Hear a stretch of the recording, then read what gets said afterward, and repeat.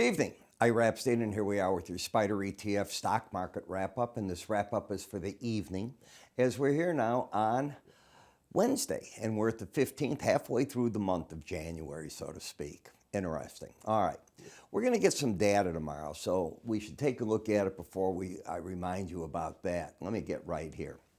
You're going to get the Philly Fed Business Index. You're going to get advanced retail sales. You're going to get jobless claims. Import-export price data is coming out. National Association of Home Builders, business inventories, natural gas numbers, more earnings. And you know you started off the day today in a stellar way as the market just took off with the bank stocks. They're all firing on all 12 cylinders, not 8. These boys really roared up numbers today, and that was great. And then, as you know, we got the CPI number, and the core numbers both came in 1/10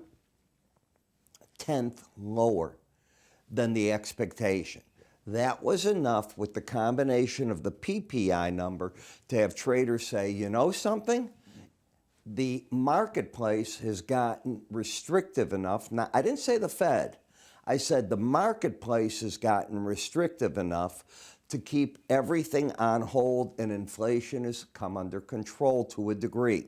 If you read the Philly Fed Business Index, which I sent to all my subscribers today, my subscribers saw that, and it backed up what I'm saying here. You don't have price inflation, number one. You don't have wage inflation, number two. And you're getting a situation here where the question is there a problem now with a bit of demand because prices have gone up? So the high interest rates start curtailing all this. Plus, we're after Christmas. Now, you do realize that all the data we're going to get for a bit, we're going to have to find a way, and the market will do it for us, that we're going to have to figure out what do we do about California. Just the way we did with Hurricane Milton and so on. You've got to figure that out, and the market will tell us, and I'll pass that on to you, as to how the analysts are going to handle that, because all this data gets skewed. Be it the jobless claims, you know they're going to go up. Be it housing, there's going to be a lot of problems there. Business in that Southern California area destroyed. So, a lot to talk about, but we'll do that over time, so you don't have to do that right now. All right. So let's go back and take a look at other things that we have here. And you can see it was a day of green. Very few markets were in the red. This one was. Boeing, down 62 cents. XLP was down 26. United Airlines, they all say that the airlines are the best. This is the cream of the crop. That was down. Could it be energy prices, which were up so much today? It could be. Ever since President Biden slapped the sanctions on Russia, and I'm just talking the ones last week, for 183 total ships. I think 160 are in their ghost fleet.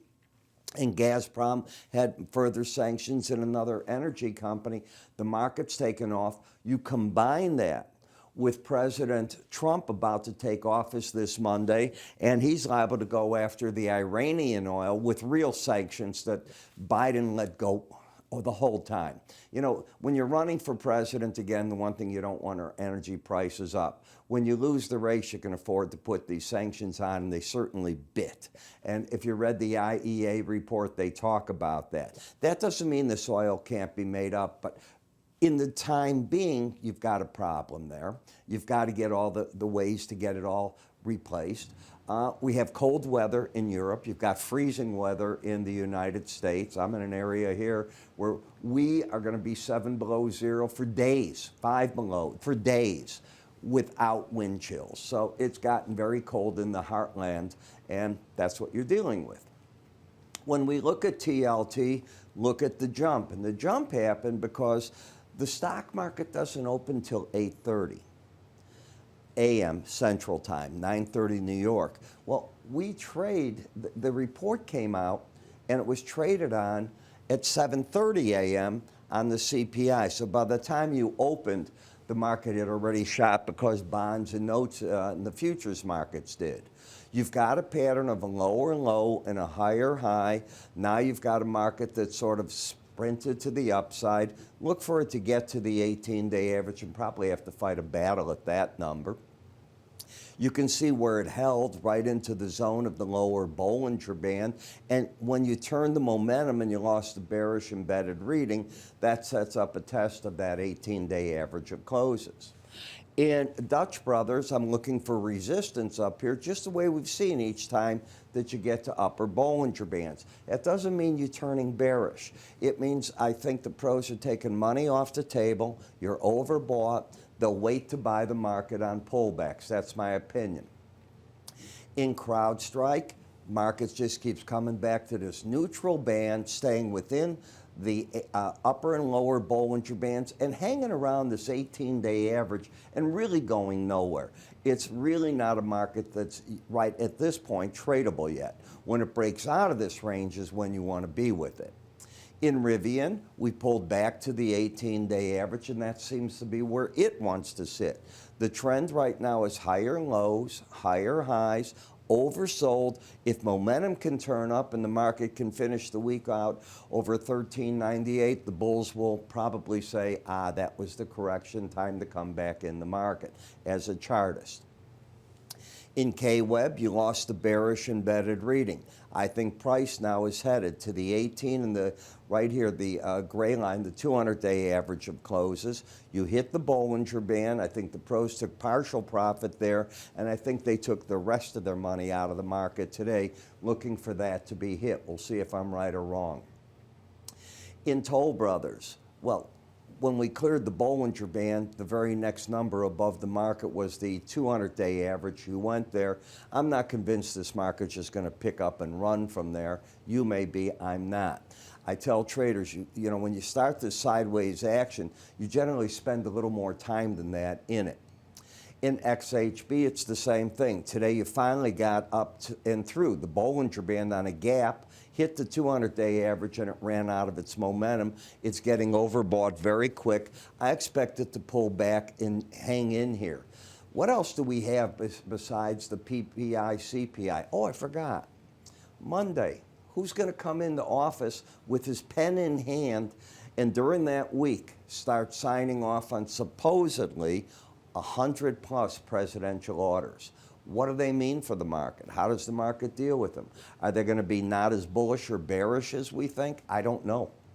So that's the question that everybody wants to see. What are they? What does he sign? What do they say? And the reaction to them.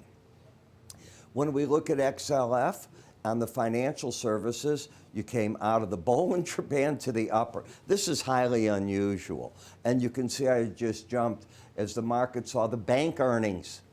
The earnings weren't okay. They were blowout numbers.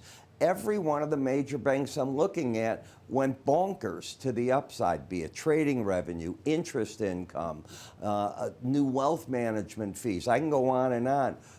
And now it's going to get better because you're going to have mergers, acquisitions, you're going to have a different SEC, a different FTC. You got all these regulatory bodies that are going to have the Trump handprint on them, and things change. So finally, we saw an impact, though, under Biden, where this money was made that way, and I applaud that. And the market finished its correction to the downside.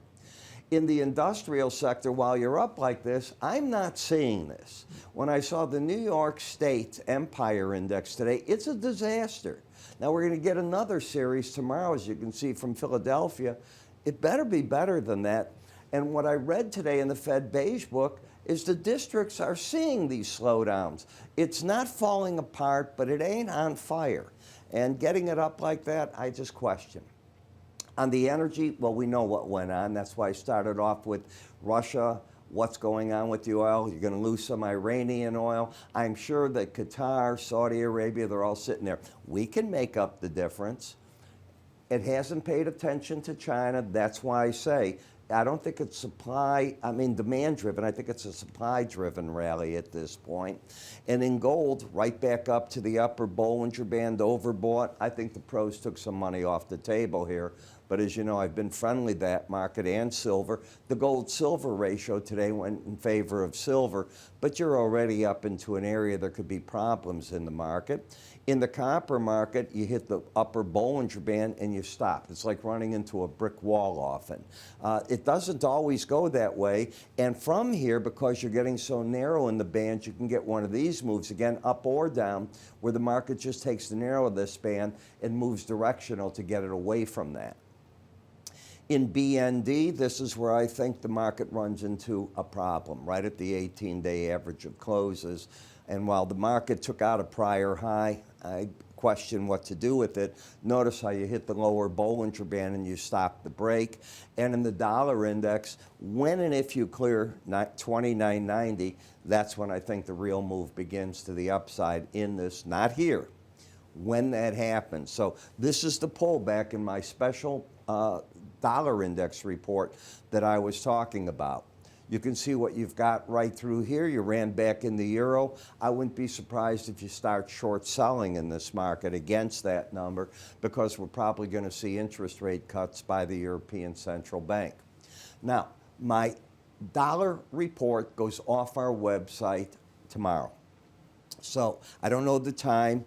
If you want to look at it, you go to iraepstein.com now or whenever you're looking at this and see if it's there. It'll be on the top left. You can move your cursor to the top here.